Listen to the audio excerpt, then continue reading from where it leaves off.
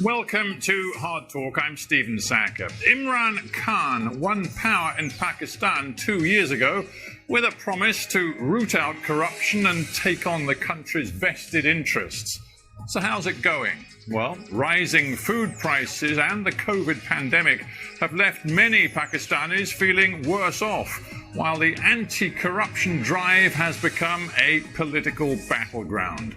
My guest today, Ishaq Dar, was Pakistan's finance minister, a key lieutenant of former Prime Minister Nawaz Sharif. Now, both of those men are trying to rally opposition to Imran Khan. But how much credibility do they have?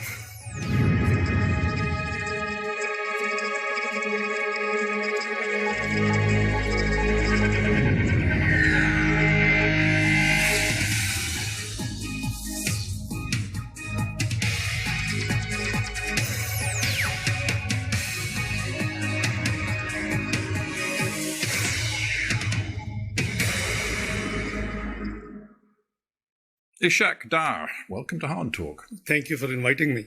Let us begin with your personal status, your legal status. Sure. You are a wanted man in Pakistan. Are you here in London to escape the judicial process? Well, not really. I think you must be aware of the Pakistan history, that whenever in Pakistan over a period of 73 years, the corruption rhetoric has been used in the last few dictatorships. And the current one isn't different because this regime is known to be under a covert coup or a judicial martial law.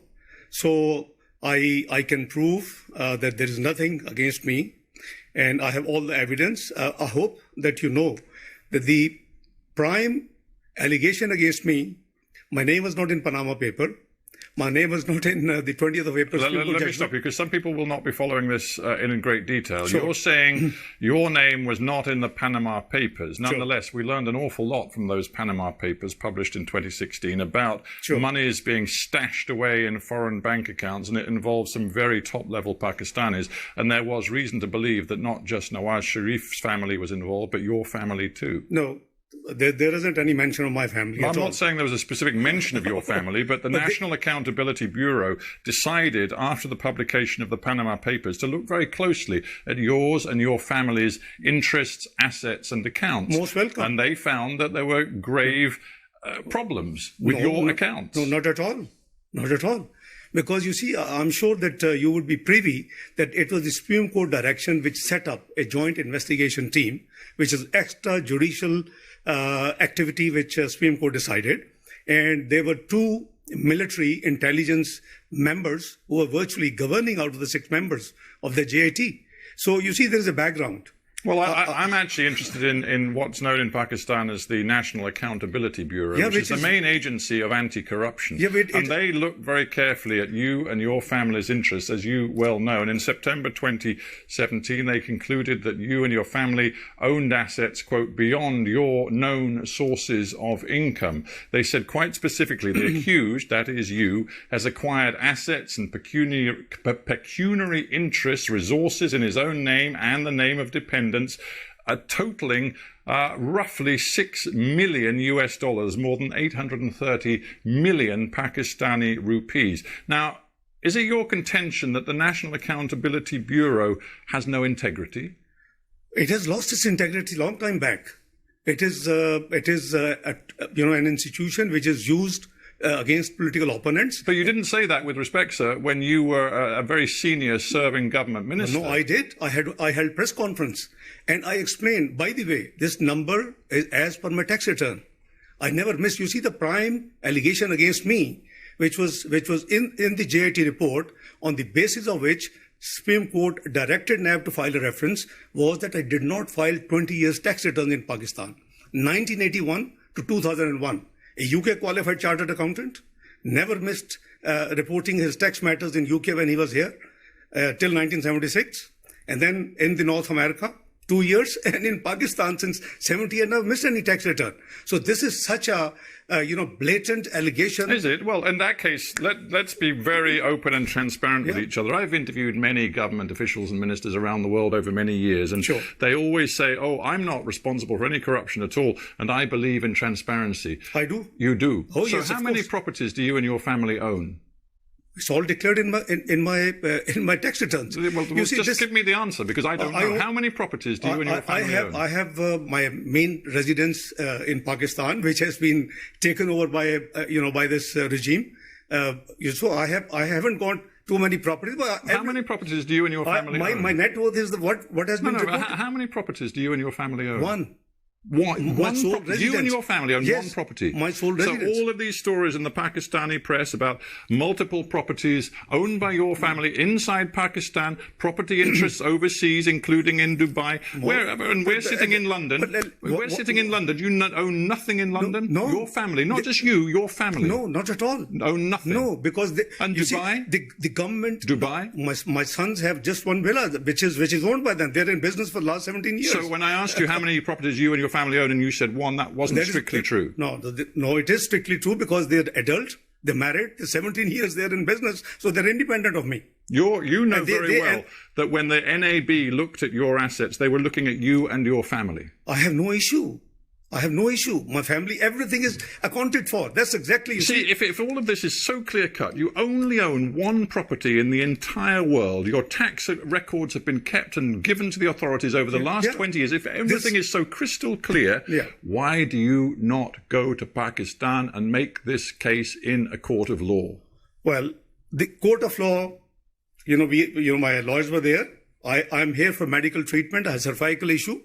You've been here for best part of 3 years on this medical issue? Almost, yes, I am. Are you still really suffering? Yes, I am. And you couldn't possibly get back to Pakistan? Well, let's see what's happening in Pakistan. Where are the human rights? What's happening in NAB custody, where people have dozens of people have been killed, virtually. But sorry, you're saying that people being investigated by the NAB, the National Accountability Bureau, have been killed? In the NAB custody, many people have died. Yes, it's an open secret. You Google and you would have all the detail. I can leave detail with you if you want to. You see, this institution has been politically used against opponents. As I said, that I never missed a return.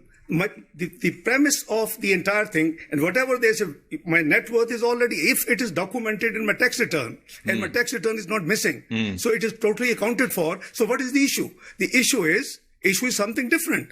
Because Mr. Sharif was fighting for the civil supremacy, and I have always been fighting for the financial and fiscal discipline, transparency. Right. So you introduced the name Mr. Sharif. So I think we need to talk about Mr. Sharif as well as yourself, because Nawaz Sharif is also in London, also on medical grounds. He manhandled by the NAB. Well, in his custody. Manhandled, you say. Yeah. The truth is, Nawaz Sharif is a convicted criminal.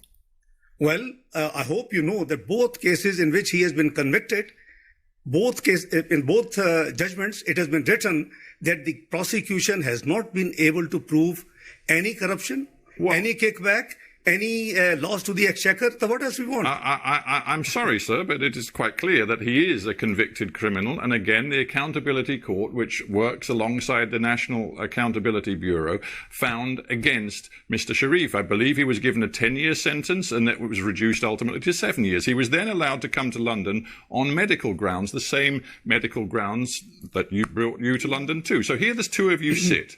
And now, you and you of course used to be his finance minister in the Pakistan government. You and he put yourselves forward as leading voices in the opposition in Pakistan, demanding early elections and an end to Imran Khan's government. And I ask you, what credibility do you think you have with the Pakistani people? I think what credibility Imran Khan government has. The world has witnessed that it was a stolen election. It was a rigged election. It's not we are saying. We have experienced. All pre-poll 2018 surveys indicate the PMLN will win. But the observers, the Human Rights Commission of Pakistan, the dirtiest election. Everybody knows the election has been stolen from us. So I think we have every with respect, right. I just look back at the EU Monitor's report on that election. They reported some grave concerns about abuses in specific places, not involving just one party, but several different parties. But the final and ultimate conclusion was that they believed the result was credible, that Imran Khan's election victory in 2018 was credible. That was the conclusion of the EU report. Then you haven't read all the reports. The Human Rights, Commission of Pakistan. You can cherry pick the most negative. I'm telling you that the EU monitors, highly respected, independent monitors, looked at everything that happened in Pakistan, and they concluded that Imran Khan's victory was credible. No, Free and Fair Election Network, which is the global one. Do we have any question on their integrity? What do they report? I don't believe that there's ever been an election in Pakistan without some abuses where every single thing was conducted with freedom and integrity. That doesn't work in Pakistan. The truth is, Imran Khan has a democratic mandate. He's been in power for 2 years, and you are now saying to the Pakistani people he must be removed from office. Mr. Sackur, this election has been stolen. It was a rigged election. There was a pre-poll rigging. Electables from our party were pushed to his party using the NAB. During the day, the results transmission system was choked off and was put off of hours. Our polling agents were expelled from the poll. Fafin has reported 35 seats were rigged and stolen. Otherwise, he would have never been in government. Well, your party chooses to say that. I would simply come back to Michael Gala, the chief of the EU monitoring team, who said overall, I think you have this to read election result is credible. Well, you haven't read the whole report.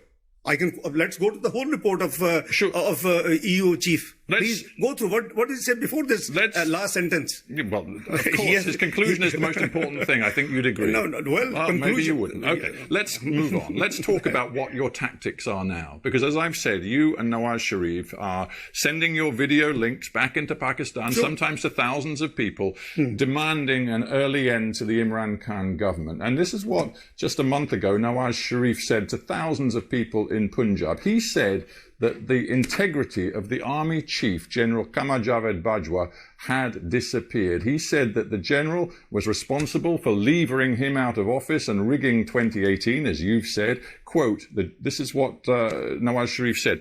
You, directly to the general, the chief of the army, he said, you packed up our government and you put the nation at the altar of your own wishes. You rejected the people's choice in elections and installed an inefficient, incapable group leading to economic catastrophe.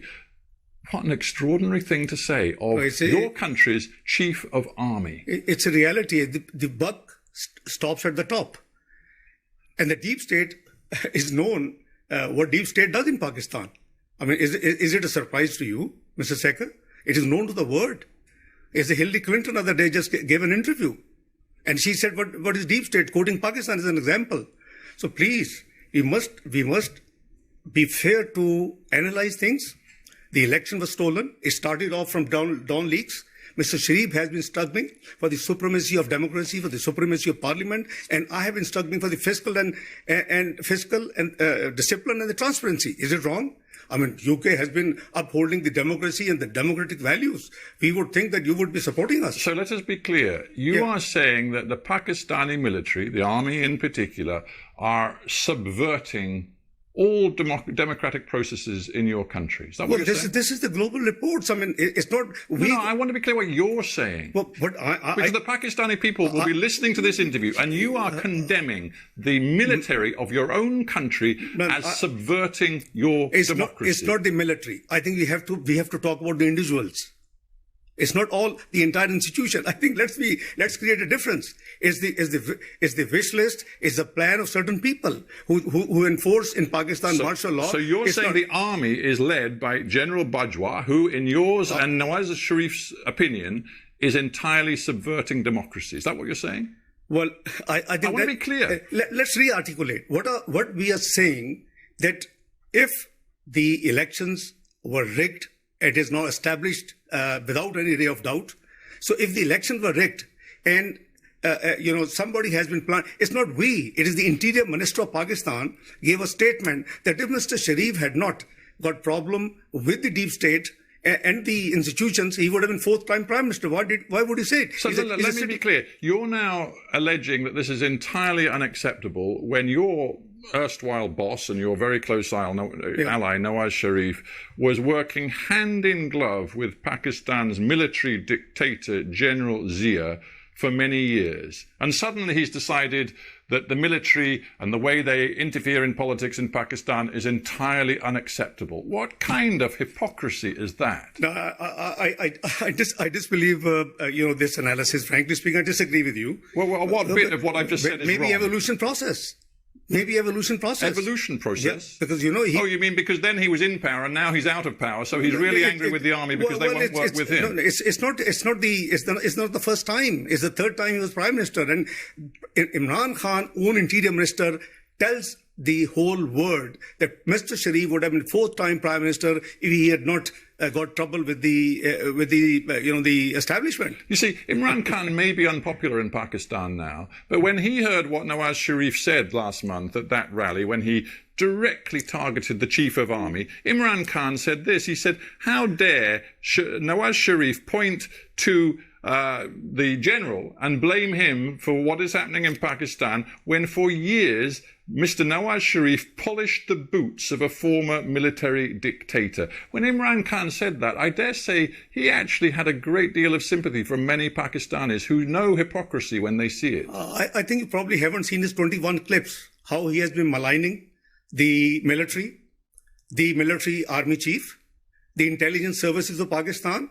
And not too long before, it's just last year when he was in the United States, he gave a statement that it is the ISI, our intelligence service, which actually was responsible for the Osama bin Laden and its killing, etc., etc. So I think when he was out of power, when he was in opposition, he had given 21 different statements at different times. He was known as Taliban Khan.